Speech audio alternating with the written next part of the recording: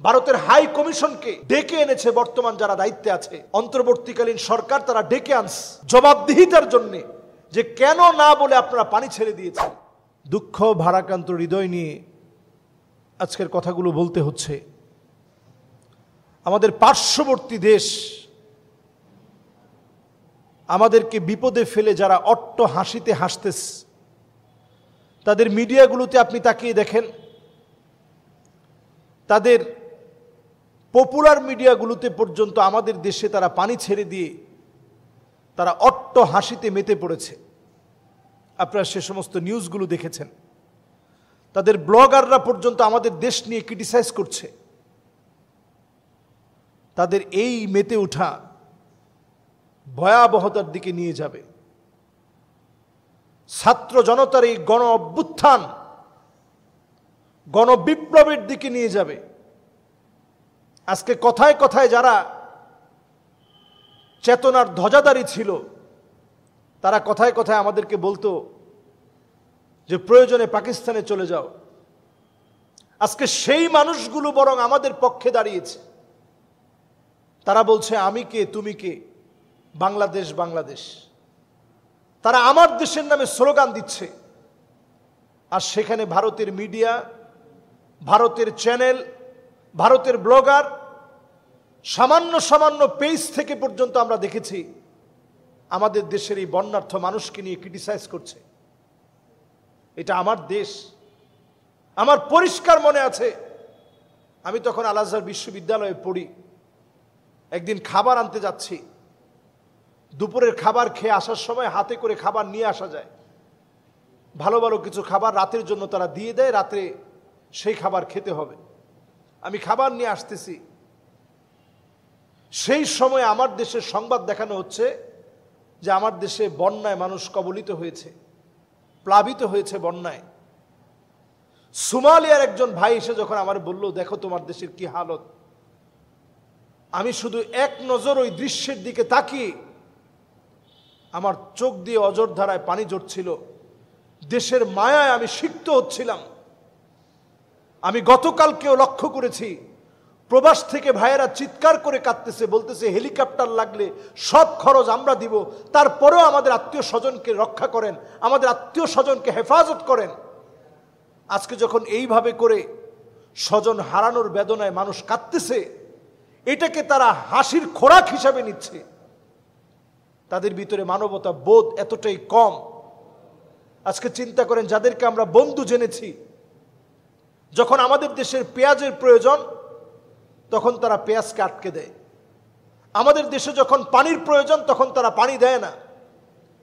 শুষ্ক মৌসুমে আমাদের জমিগুলো তখন যেন ভালো ফসল দিতে না পারে, তারা আমাদের দেশকে ভাতে পানিতে মারতে চায়।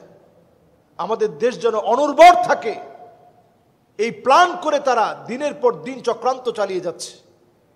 ওয়ামাকারু ওয়ামাকারাল্লাহ ওয়াল্লাহু খায়রুল মাকিরিন। চক্রান্তকারীরা চক্রান্ত করবে, আল্লাহ রাব্বুল আলামিন বিজয় দিবেন। এবং প্রতিনিয়তই আল্লাহ তাআলা জবাব দিচ্ছেন, ওয়াল্লাহু খায়রুল মাকিরিন। আল্লাহ সবচেয়ে উত্তম পরিকল্পনাকারী। তারা যত চেষ্টা করবে আমাদেরকে ধ্বংস করার জন্যে, আল্লাহ তাআলা আমাদের দেশকে আরো উন্নত করে দিবেন। আজকে আমাদের দেশের সবচেয়ে বড় একটা অভাব ছিল, ভালো একজন শাসক আমাদের দেশে ছিল না।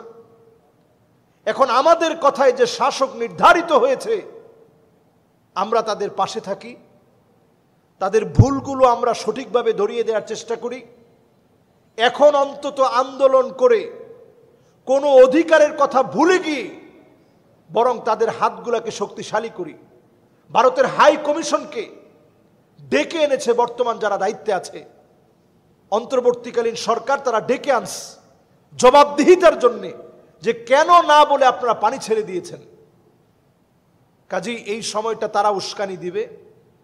আমরা তাদের উস্কানিতে আমরা জবাব দিতে যাব না, বরং আমরা পাল্টা আমাদের দেশের উন্নয়নে আমরা চেষ্টা করব। তারা আমাদের বিরুদ্ধে অনেক কিছু বলবে, আমরা সেগুলো নিয়ে ব্লগ তৈরি না করে, ভিডিওর মাধ্যমে প্রতিবাদ না করে, বরং আমরা আমাদের হাতকে শক্তিশালী করি। অন্তত এই সময়ে বন্যার্থ মানুষের পাশে দাঁড়াই, এটাকে কাটিয়ে ওঠার চেষ্টা করি। সময় আমাদেরকে বলে দিবে আগামীর বিজয় বিপ্লব সারা পৃথিবীতে মুসলমানদের বিজয় বিপ্লব।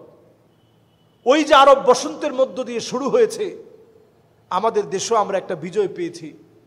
পাকিস্তান অলরেডি বিজয়ের দ্বার প্রান্তে, ভারতেও তাদের ভিতরে শুরু হয়ে যাবে। ওই দামামা বেজে উঠলে তারা আর আটকাতে পারবে না। আমরা এই জন্য আল্লাহ রাব্বুল আলামিনের কাছে সবর করি, আমাদের দেশের মানুষের পাশে থাকি। এই সময়ে মানুষের জন্য অন্তত আমরা সাহায্যের হাত বাড়িয়ে দিই।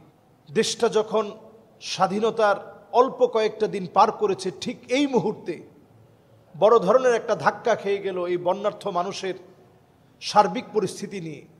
আমাদের দেশের উল্লেখযোগ্য কুমিল্লা, ফেনী, চট্টগ্রাম, সিলেট সহ এবং উত্তরবঙ্গেও এখন কি অবস্থা দেখা দেয় সামনের দিনগুলোতে।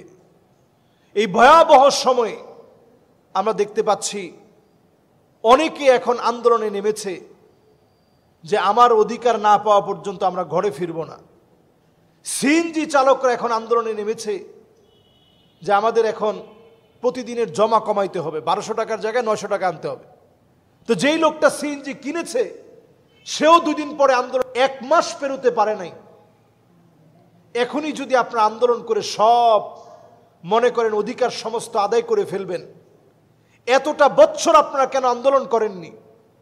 এই আন্দোলনগুলো যারা করছে এদেরকে চিহ্নিত করুন, এদের ব্যাপারে সোচ্চার হন। বিশেষ করে ছাত্র জনতার সোচ্চার হওয়া উচিত।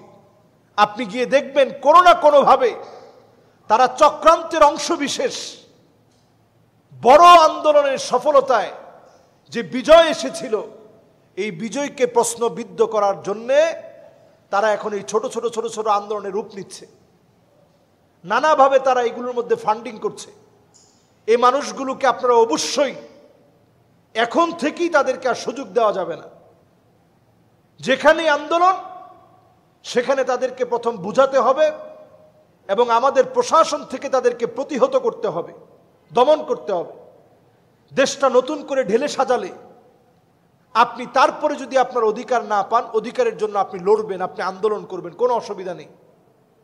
প্রত্যেকের কথা বলা স্বাধীনতা থাকতে হবে। কিন্তু দেশটা মাত্র একটা মোড় ঘুরে দাঁড়িয়েছে। এত বড় রণক্ষেত্র হওয়ার পরে স্বাধীনতার সুখ মাত্র পাচ্ছে মানুষ, কথা বলার অধিকার পাচ্ছে, সব কথা এখন আমরা বলতে পারছি। এই সময়ে যদি আপনি চিহ্নিত শত্রুদের বিরুদ্ধে না কথা বলে আপনি আপনার নিজের কিছু স্বার্থের জন্য কথা বলেন, তাহলে আপনি স্বার্থান্বেষী। এবং এই স্বার্থান্বেষী মহল কোনো না কোনোভাবে আপনি গিয়ে দেখবেন যারা এতদিন জুলুম করেছে তাদের দূষর তারাই এখন রাজপথে নেমে বিভিন্ন নামে বেনামে অধিকারের নাম করে বরং এই আন্দোলনকে, যে স্বাধীনতা আমরা পেয়েছি, এই স্বাধীনতাকে তারা ধ্বংস করতে চাচ্ছে। এজন্য তাদের ব্যাপারে সোচ্চার হওয়া লাগবে। প্রিয় ভাইয়েরা আমার, ধৈর্য ধরতে শিখেন। এত বছর আমরা সবর করেছি। সবচেয়ে মাজলুম যেই ইসলামী আন্দোলনের ভাইয়েরা হয়েছে, আজকে দেখেন তাদের নাম লুকে লুকে, মুখে মুখে। কেন? কারণ তারা সবচেয়ে বেশি মাজলুম হয়েছে। আপনি আর কতটুকুন মাজলুম হয়েছেন? ব্যারিস্টার আরমান, আমাদের প্রিয় ভাই, দিনের পর দিন তার চোখের মধ্যে কাপড় বেঁধে, কালো কাপড় বেঁধে হাত পিছনের দিকে দিয়ে বেঁধে রাখছে। ব্রিগেডিয়ার আমান, ব্রিগেডিয়ার জেনারেল ছিলেন তিনি, ব্রিগেডিয়ার জেনারেল আমান সাহেব, যিনি সেনাবাহিনীর পরীক্ষায় জীবনে কোনোদিন দ্বিতীয় হন নাই। ওনার চুলগুলো এত বড় বড় হয়ে গেছে। আমি সেদিন জিজ্ঞাসা করলাম, চুলগুলো এত বড় হলো কিভাবে? তিনি বললেন, এটাই হচ্ছে জালেমদের বিরুদ্ধে আমার প্রতিবাদ ছিল। তারা বারবার নাপিত নিয়ে আসছে, আমি চুল কাটি নেই। আমি বলেছিলাম এই চুল খুব বেশি লম্বা হবে না, এর আগেই তোমাদের পতন হবে এবং এমনভাবে পতন হবে তোমাদেরকে চিরনিশ্চিহ্ন করে দিবেন। জাতি তোমাদের এই জুলুমের কথা মনে রাখবে, কি পরিমাণ জুলুম তোমরা করেছ। আজকে প্রায় সময় ওই জালেমরা যখন কথা বলে তারা দেখবেন বলে যে আমরা কি অপরাধ করেছি। শুধু ব্রিগেডিয়ার জেনারেল আমানের সাথে যে অপরাধ হয়েছে অ্যাডভোকেট আরমানের সঙ্গে যে অপরাধ করেছে, এই দুই অপরাধের শাস্তি যদি তাদেরকে দেওয়া হয়, মরণোত্তর কয়েকবার ফাঁসি দেওয়া লাগবে, এত পরিমাণ অত্যাচার তারা করেছে দিনের পর দিন। সেদিন এই ভাইটাকে যখন দেখতে গেলাম, অ্যাডভোকেট আরমান ভাইকে যখন, ব্যারিস্টার আরমান ভাইকে যখন দেখতে গেলাম, ওনার চেহারার মধ্যে আমি হাসি দেখতে পেলাম।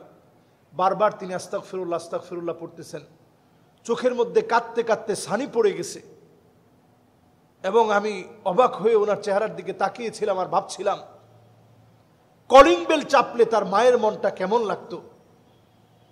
যে কোনো সময় কলিং বেল চাপলেই মনে হতো এই তো মনে হয় আরমান এসেছে। একটা আননোন নাম্বার থেকে ফোন আসলে কলিজার মধ্যে সাত করে উঠতো, মনে হয় আমার আরমান ফোন দিয়েছে। দিনের পর দিন এই ভাইয়েরা জুলুমের শিকার হয়েছে। যাদের জুলুম, যারা মাজলুম হওয়ার পরে, দিনের পর দিন জুলুমের শিকার হওয়ার পরে আমরা একটা নতুন সূর্য পেয়েছি, নতুন একটা স্বাধীনতা পেয়েছি। এখনই যদি আমরা অস্থির হয়ে যাই, এই ভাইদের সঙ্গে বিশ্বাসঘাতকতা করা হবে। আমাদের কত প্রাণ চলে গেছে, কত ভাই চোখ হারিয়েছে, হাত হারিয়েছে, পা হারিয়েছে। অন্তত সহমর্মিতার হাত বাড়িয়ে দিয়ে আমরা একটু সবর করতে শিখি। কয়েকটা দিন তো হলো, একটু ধৈর্য ধরুন। তারা আগে নিজেদেরকে শক্ত করুন। শক্ত করার পর আপনি আপনার অধিকার পেয়েছেন কিনা আপনি একটু দেখবেন। আমার কাছে তো মনে হয় এখন যারা আছে তারা কথা শুনে, আলেমদের সঙ্গে সম্পর্ক রাখে। আমরা ভুল ধরিয়ে দিলে অবশ্যই তারা শুধরে নিবে। আমাদের সঙ্গে তাদের সেই সুসম্পর্ক রয়েছে।